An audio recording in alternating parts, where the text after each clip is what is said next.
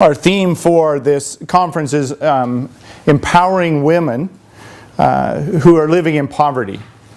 And this is an essential work to be done, an essential ministry to be done. Because in truth, women suffer at the hands of social structures around the world the most. When it comes to poverty, women and children are those that suffer the most, the realities of poverty. But there are answers, and it's not hopeless. And so that's what we kind of want to talk about a little bit today.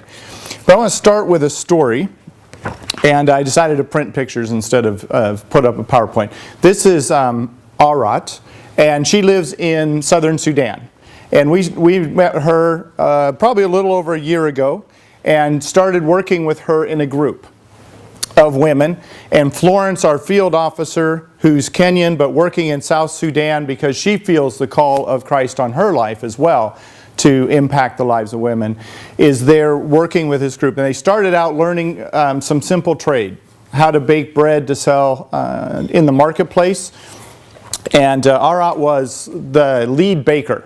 She got a hold of this thing, and she became the lead baker for the group. And they started to successfully bake the bread and sell it each day, and they rotated through the process of doing the work, and they upgraded. They were so excited to show me their new oven, because they had been working in a large adobe oven, putting the flames in there and kind of moving the bread around.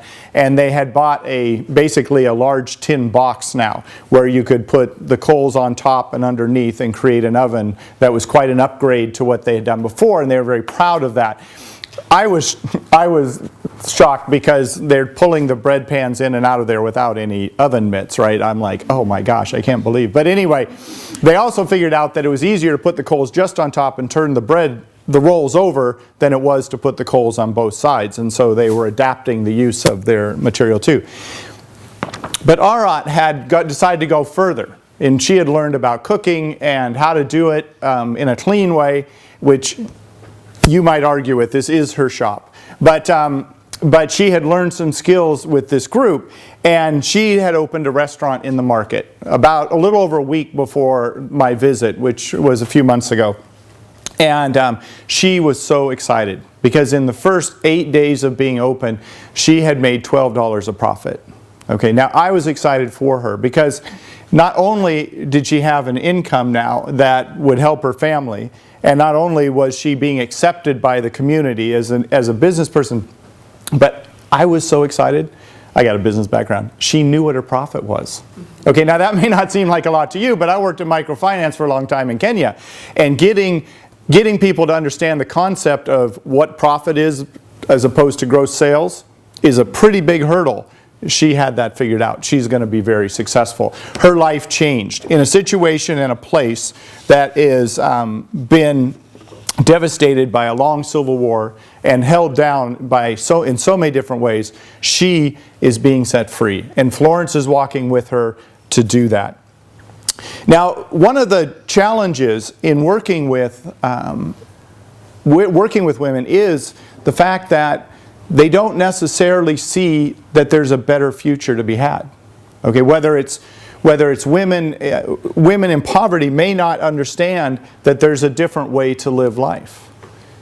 Now it seems like to us like, well, of course they would understand how that things could be better than this.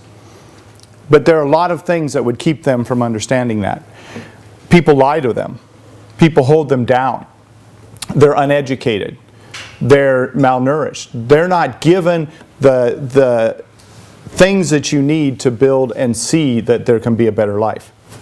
Now, one of the other things I think that's a challenge sometimes is that the non-poor, which is a term you may not have heard before, so I'll go slow there. We have the poor in the world and we have the non-poor, right? Not rich, we'll call them non-poor because there's a large scale, of course. Sometimes non-poor have trouble understanding that there's a better future and a better life as well. I'm a non-poor person. Sometimes we like the way things are. We like the current structure. We like the fact that we can actually have some control over someone's life that is impoverished. And so this issue of changing things and bringing change isn't necessarily a given. Everyone's not out there saying, I want to change. Or they may be existing in life saying, this is just the way it is, or I like things the way they are, and I'm not willing to change. So not only for people like Arat, but for us too, we have to embrace the fact that change is possible. And change can be a very positive thing. But I think we can also recognize that it can be very, very difficult, okay, to bring about change. I'll mention this gal. I have to talk about her because I just love this picture, okay, so I have to show it. So in Sri Lanka, after the tsunami in 2004, this village, this woman's village, was wiped out. And we've gone in and we've rebuilt houses and restarted life again very successfully in Sri Lanka. But they needed income generation. They needed a way to make a living. And they had cows, but they were just pouring the milk out because they had no connection to a market. And so our project became to create collection points along a road and bring in a commercial milk company to come along the road and pick the milk up. So it wasn't worth their while to pick it up from each farmer, but if a whole group of dairy farmers would get together, bring their milk together, then at a point, then it was worthwhile for that company to drive the road and pick up all the milk. In this community, this woman became the head of the committee for the milk collection station. All right, this was huge because she's a woman, okay, and people weren't sure she could pull it off. And she's done a fabulous job. And everyone in the community knows that they are living better because of her work and her ability to keep this organized. As a matter of fact, in that community, the family income of the farmers had gone up 104% since opening up the milk collection point. And this woman was empowered to be a part of that and to guide that process. She was able to see that change could happen. Her life could change. She could do this, even though there were those in the community who thought she could not.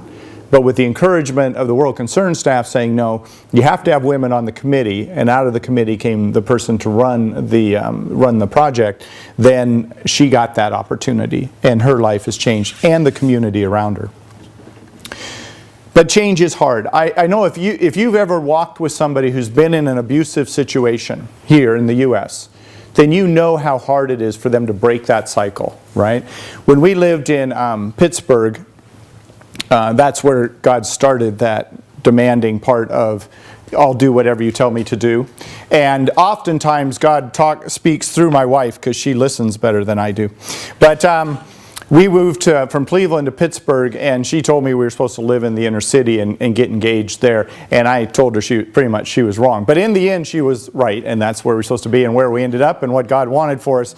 But there we met some families in trouble. There was one woman I will never forget who had an abusive boyfriend, 3 children by this same boyfriend, who we walked with over the years, and she would leave and she would go back, and she would leave and she would go back, because it's hard to bring about real and lasting change in life. And it's so easy from the outside to look and say, how could you possibly go back to this guy? And yet she did. There's something that's very, very difficult there. And so it took many, many times, and we actually studied a little bit about this as we were trying to walk with her, and found out the average for a woman to leave an abusive relationship is, I think, if I remember correctly, 9 times before it sticks. Okay? So even here, where we can see something different around us, where we can understand that there's other options that are out there, it can be hard to bring about that kind of transition. Now, if I dig further into the problems, there's 2 parts when we talk about poverty or issues of bringing about change. There's a personal side of this, right? And it's real. We're guilty of sin, all of us. right? We make bad choices in our life that have consequences that do have an effect on how we live out our lives. And that we all know and understand, and it's true. But there's also a structural side to poverty. There's that which happens which is outside the control of people who are impoverished, and their situation and the society around them can hold them in certain roles and limits their capacity for growth, limits their capacity to break out of a cycle of poverty. So it's not all individual. One of the things that happens, I think, here in the U.S. is we tend to lean toward the individual responsibility for poverty, right? Because we look at all the opportunities we have here and kind of have the attitude, well, pull yourself up by your bootstraps, right? Make a different decision, change your life. Because there are a lot more opportunities here, and there are less of these structures that would hold people down. It's not the same all over the world.